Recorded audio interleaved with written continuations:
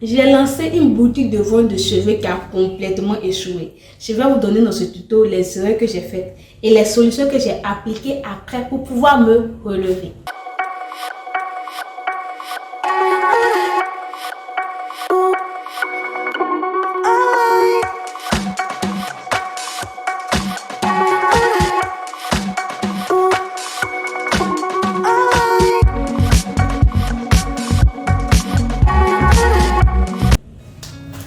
Salut, bienvenue sur Affaires de Business, la chaîne de l'entrepreneuriat, du business en ligne et des astuces pour gagner de l'argent sur Internet. Si cette thématique t'intéresse, abonne-toi, active la cloche de notification pour ne pas manquer nos prochaines vidéos. En juillet 2022, je décide de me lancer dans le business des ventes de cheveux. Je prends donc une formation sur comment acheter sur Alibaba, j'achète une liste de fournisseurs, j'achète les cheveux en Chine. Je les envoie en Côte d'Ivoire. Et c'est après la livraison de mes colis que j'ai commencé à avoir un certain nombre de problèmes. Le premier problème que j'ai rencontré, c'est que je n'avais plus d'argent pour vendre sur Facebook. J'avais utilisé tout l'argent pour acheter les produits et le faire livrer en Côte d'Ivoire. La douane aussi a coûté de l'argent et je n'avais pas prévu tout ça. Donc je n'avais plus rien pour vendre sur Facebook. Et ça, c'est l'erreur que beaucoup de débutants font. Nous planifions mal la budgétisation du projet. On pense que c'est l'achat du produit qui est important. Non, la vente aussi est importante. Après, on est obligé de publier dans les groupes. J'ai publié dans tellement de groupes qu'à un moment donné, j'étais fatiguée. Donc, j'ai décidé de laisser mes produits et aller chercher de l'argent pour pouvoir lancer le sponsoring Facebook. Pour vendre efficacement sur Facebook, le sponsoring doit vous coûter au moins 5 $ par jour, c'est-à-dire 3 000 francs par jour. Le prospect doit voir le produit au moins 7 fois avant de passer à l'achat ou de pouvoir faire 3 000 fois 7 pour commencer vraiment à faire des ventes. Ça, c'est vraiment la base. En dessous de 5 $, vous n'allez pas faire des ventes. J'ai essayé, ça n'a pas marché. C'est à partir de 5 $ que j'ai commencé vraiment à rentabiliser sur Facebook. Donc, la budgétisation de la vente sur Facebook, surtout pour les gens qui n'ont pas de boutique physique comme moi, est vraiment à prendre très au sérieux.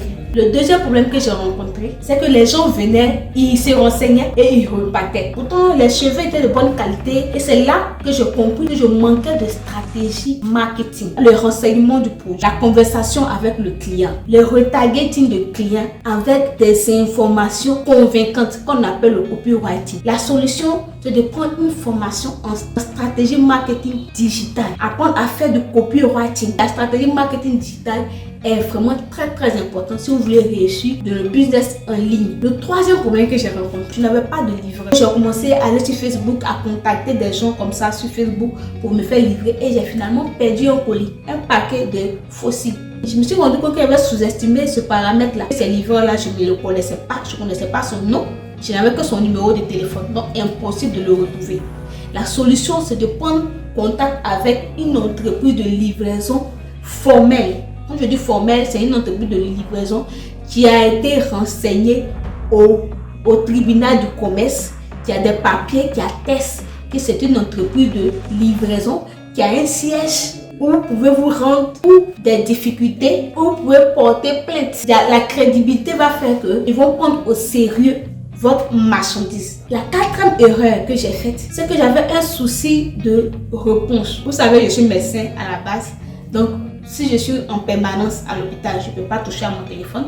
Si je suis de garde, je ne peux pas non plus toucher à mon téléphone. Ou quand je descends de garde, je suis trop fatiguée pour manipuler mon téléphone. Ça faisait que les gens m'écrivaient souvent, mais je n'arrivais pas à leur répondre automatiquement. Après, quand je revenais et que je répondais maintenant à leurs messages, je voyais que ces personnes-là ne répondaient plus. J'étais plus intéressée en fait. J'ai compris qu'il me fallait quelqu'un de disponible qui pouvait répondre à mes messages, qui pouvait animer ma page, qui pouvait renouveler mes publicités sur Facebook si je voulais faire vraiment des ventes. Il s'agit là d'embaucher un community manager. Vous êtes obligé d'embaucher un community manager si vous êtes quelqu'un qui avait un boulot comme moi. Si vous ne faites rien et que vous êtes à la maison, vous allez apprendre à faire du copywriting, vous allez apprendre toutes les stratégies du digital et vous allez le faire vous-même. Mais si vous n'avez pas le temps, vous serez obligé d'embaucher un community manager. La dernière erreur que j'ai faite, c'est que j'ai commencé à donner mes produits ça et là à des connaissances pour qu'ils puissent le payer mais en détail.